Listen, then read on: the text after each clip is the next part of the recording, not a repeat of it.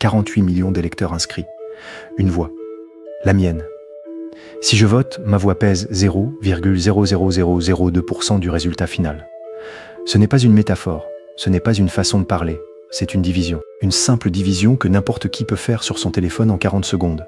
Et si j'arrondis, ce que mon cerveau fait naturellement, presque instinctivement, ça donne 0. Alors je me suis posé une question inconfortable. Est-ce que voter est rationnel? Pas moralement, pas symboliquement, pas dans le grand discours civique qu'on nous fait depuis l'école primaire, mathématiquement. Et la réponse honnête, celle que personne ne veut vraiment entendre, celle qu'on range soigneusement sous le tapis des bonnes intentions, c'est non. En 1957, un économiste américain du nom d'Anthony Downs publie un livre intitulé « Une théorie économique de la démocratie ». C'est un livre austère, écrit dans le langage froid et précis des sciences économiques. Downs a une idée simple, presque naïve dans son audace. Et si on appliquait la logique économique au vote? Et si on traitait l'électeur non pas comme un citoyen vertueux animé par le sens du devoir, mais comme un agent rationnel qui calcule ses intérêts? Voter coûte quelque chose, du temps, de l'énergie, le déplacement jusqu'au bureau de vote, si on veut voter de manière éclairée, ce qui implique des heures de lecture et d'attention. Downs appelle tout ça le coût du vote. Ce coût est réel, mesurable, concret. En face, il y a le bénéfice attendu du vote. Et c'est là que les choses se compliquent. Ce bénéfice, pour être rigoureux, doit être calculé ainsi. La probabilité que votre voix soit décisive, qu'elle fasse à elle seule basculer le résultat, multipliée par l'avantage personnel que vous retireriez si votre candidat gagnait. La probabilité qu'une seule voix soit mathématiquement déterminante est, dans les scrutins les plus serrés de l'histoire récente, inférieure à 1 sur 10 millions. Dans les scrutins normaux, dans les années ordinaires où il n'y a pas de suspense extrême, elle se rapproche d'un chiffre qu'on ne peut même plus vraiment appeler un chiffre. Donc le calcul de Downs donne ceci. Coût du vote, réel, tangible, présent.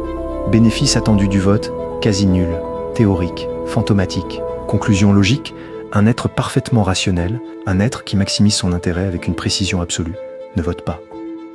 Downs a appelé ça le paradoxe du vote. Parce que si tout le monde raisonnait de cette façon, ce qui serait individuellement rationnel, la démocratie s'effondrerait, ce qui serait catastrophique pour tout le monde, y compris pour les abstentionnistes les plus convaincus. Le système qui garantit leur liberté disparaîtrait sous le poids de leur propre logique. La raison individuelle devient le poison du collectif. Et le plus troublant là-dedans, ce qui devrait nous arrêter une seconde avant de continuer, c'est que des dizaines de millions de Français semblent avoir fait ce calcul sans jamais avoir lu Downs, instinctivement, silencieusement. Seuls dans leur salon, un dimanche matin d'élection, à peser le pour et le contre et à choisir de rester. Aux dernières législatives, le taux d'abstention a dépassé les 50% au premier tour. La majorité des inscrits n'a pas voté. Est-ce qu'ils ont tort? Donc Downs a raison, mathématiquement, formellement, dans les limites de son modèle. Mais voilà le problème avec son modèle. Un problème que les économistes ont mis des décennies à vraiment prendre au sérieux, parce qu'il touche à quelque chose d'inconfortable pour une discipline qui aime ses équations propres et ses individus parfaitement rationnels. Son modèle suppose que vous votez seul, que vous existez seul, que vos décisions se jouent dans une bulle hermétique, imperméable à ce que font les autres, indifférente aux effets que votre choix peut avoir quand il s'additionne à des millions de choix identiques. Or, vous ne votez jamais seul. Laissez-moi vous présenter Derek Parfit, philosophe britannique, l'un des esprits les plus rigoureux et les plus étranges de la philosophie analytique du XXe siècle. En 1984, il publie Reasons and Persons, un livre dense, exigeant, pas particulièrement accessible, mais qui contient une idée qui, une fois qu'on l'a vue, refuse de disparaître. Parfit propose l'expérience de pensée suivante. Imaginez qu'une ville doit choisir entre deux projets lors d'une élection locale. Le projet A améliore modestement, mais réellement la vie de 100 000 personnes. Le projet B la détériore. Le résultat de l'élection dépend entièrement de si les partisans du projet A se déplacent voter ou non, et chaque partisan, seul chez lui, fait le calcul de Downs. Ma voix seule ne changera rien. Les autres voteront, ou alors personne ne votera, et j'y peux rien. Dans tous les cas, moi, individuellement, je ne change pas grand-chose. Tout le monde reste chez soi. Le projet B passe. 100 000 personnes souffrent inutilement d'un résultat qu'elles ne voulaient pas, produit par une somme de décisions qui semblaient chacune parfaitement raisonnables. Parfit nomme ça le problème des effets cumulatifs imperceptibles. Et il est fascinant parce qu'il retourne complètement l'intuition de Downs. Votre voix, prise seule, ne change rien, c'est vrai. Mais votre abstention, prise seule, ne change rien non plus. Le problème, c'est qu'elle ne se prend jamais seule. Elle s'inscrit dans un motif.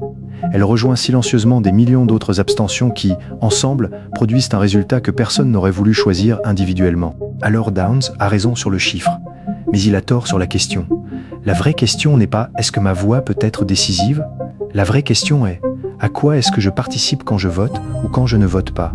C'est exactement la même structure logique que le réchauffement climatique d'ailleurs. Ma voiture, seule, ne réchauffe pas la planète. Ma décision de ne pas changer mes habitudes de consommation, seule, ne détruit pas un écosystème. Mais l'addition de milliards de décisions individuelles similaires, oui, le renoncement individuel est imperceptible. Le renoncement collectif est une catastrophe que personne n'a vraiment choisie et que tout le monde a contribué à produire.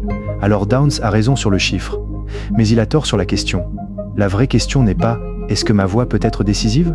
La vraie question est « à quoi est-ce que je participe quand je vote ou quand je ne vote pas ?» Avant d'aller plus loin dans la théorie, arrêtons-nous une seconde sur quelque chose de réel. Le 7 novembre 2017, dans l'État de Virginie aux États-Unis, les habitants du district 94 se rendent aux urnes pour élire leur représentant à la Chambre des délégués, David Yancey, républicain sortant, Shelley Simmons, démocrate. Le soir du vote, les premières estimations donnent Yancey gagnant par une poignée de voix. Le lendemain matin, après recomptage, Simmons est déclaré victorieux. D'un seul bulletin. Mais lors du recomptage officiel supervisé par un juge, un bulletin supplémentaire est découvert. Un bulletin qui avait été mis de côté, considéré comme invalide. Le juge décide de le comptabiliser. Pour Yancey, résultat final, égalité parfaite. Dans l'État de Virginie, en cas d'égalité parfaite, la loi prévoit un tirage au sort. Le nom du vainqueur est tiré d'un bol en céramique par un fonctionnaire de l'État. Ce jour-là, c'est le nom de Yancey qui sort. Et cette élection, gagnée au hasard, après une égalité, après un bulletin retrouvé dans un coin, donne au Parti républicain la majorité à la Chambre des délégués de Virginie. Le contrôle du pouvoir législatif de l'État entier. Des années de politique de santé, d'éducation, de justice, de fiscalité, décidées pour des millions de personnes. Des journalistes ont essayé de retrouver les abstentionnistes du district 94, ceux qui avaient décidé de ne pas se déplacer ce dimanche-là. Il y en avait des milliers. Chacun d'entre eux avait, dans sa tête, fait une version du calcul de Downs. Chacun avait pensé, consciemment ou non, ça ne changera rien. Chacun avait mathématiquement raison. Parce que derrière le paradoxe de Downs et derrière le bol en céramique de Virginie, il y a une question que personne ne pose vraiment. Pourquoi est-ce qu'on vote, si ce n'est pas pour que notre voix soit décisive ? En 2011, des chercheurs en psychologie sociale publient une étude dans les Proceedings of the National Academy of Sciences. Elle s'intitule « Motivating Voter Turnout by Invoking the Self » et elle contient une expérience d'une simplicité déconcertante. Les chercheurs, dirigés par Christopher Bryan de l'université de Stanford, contactent des électeurs américains quelques jours avant une élection. Ils leur posent tous la même question au fond, mais formulée de deux manières différentes. Au premier groupe, est-ce que vous allez voter lors de l'élection de demain ? Au second groupe, est-ce que vous êtes le genre de personne qui vote lors d'élections comme celle de demain ? Une seule différence, presque un seul mot. Voter transformé en être le genre de personne qui vote. Résultat, le second groupe a voté significativement plus. Pourquoi ? Parce que la première question parle d'un comportement.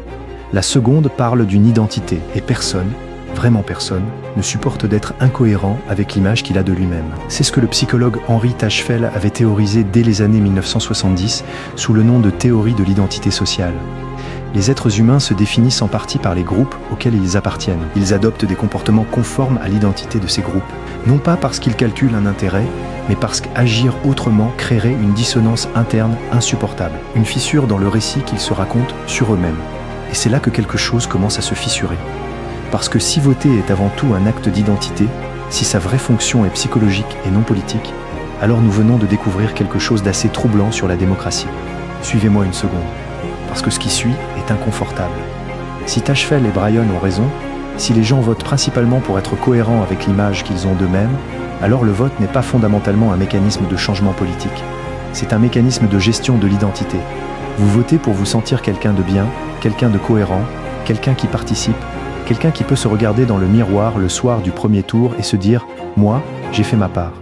Ce sentiment est réel, il est humain, il est même, d'une certaine façon, beau. Mais il est presque entièrement déconnecté du résultat de l'élection. Parce que pendant que vous gérez votre identité dans l'isoloir, les appareils politiques, eux, sont en train de faire quelque chose de beaucoup plus froid et beaucoup plus précis. Ils analysent qui vote dans quelle catégorie, dans quel territoire. Et ils construisent leur programme autour de ces électeurs-là, non pas parce qu'ils sont vertueux, mais parce que c'est mathématiquement rationnel. Les gens qui votent pour changer les choses vivent dans un système conçu pour satisfaire les gens qui votent déjà. Les outsiders, les mécontents, les abstentionnistes chroniques, leur colère est visible, bruyante, réelle. Mais électoralement, elle n'existe pas. Et même quand elle existe, même quand une vague électorale de mécontents se lève et fait basculer un scrutin, les institutions, les lois, les équilibres de pouvoir, les intérêts économiques installés depuis des décennies absorbent le choc avec une placidité déconcertante. Voilà où nous en sommes. Downs a montré que voter n'est pas rationnel au sens économique. Parfit a montré que l'abstention collective est destructrice. Bryan et Tajfel ont montré que les gens votent avant tout pour des raisons identitaires. Et ces trois vérités, prises ensemble, forment quelque chose d'assez vertigineux. Le vote est un acte profondément personnel. Une déclaration intime sur qui vous êtes, ce que vous défendez, comment vous vous situez dans le monde. En ce sens, il est réel, il est sincère, il est chargé de sens. Mais politiquement, au sens du changement concret, mesurable, dans la vie des gens, son efficacité est au mieux limitée, au pire symbolique. Vous votez pour vous, pas vraiment pour le résultat. Et le système le sait. Il le sait parce qu'il a été construit par des gens qui comprennent exactement à quel point le sentiment de participation peut coexister avec l'absence totale de pouvoir réel, qui savent que tant que les gens se sentent entendus, ils acceptent de ne pas vraiment l'être. Le vote, dans cette lecture-là, n'est pas la clé de la démocratie, c'est son soupape. La façon dont un système canalise la frustration lui donne une forme ritualisée et acceptable, et la transforme en légitimité, toutes les 4 ou 5 ans, lors d'un dimanche d'élection où chacun sort de l'isoloir avec le sentiment d'avoir agi. Alors, est-ce que voter sert à quelque chose ? Voter vous dit quelque chose sur vous-même. Il affirme qui vous êtes, il vous inscrit dans une histoire collective plus grande que vous. Il empêche, parfois dans les marges, au bord du précipice, les pires des résultats. Tout ça est vrai. Mais voter ne vous donnera pas le sentiment que vous cherchez vraiment. Ce sentiment d'être entendu, ce sentiment que votre colère, votre espoir, votre vision du monde ont atterri quelque part et changé quelque chose de concret et de durable. Parce que ce sentiment-là, cette promesse implicite au cœur de toute démocratie, n'est tenue qu'à moitié. Une voix contre 48 millions. Vous l'aviez calculé depuis le début. Vous aviez raison.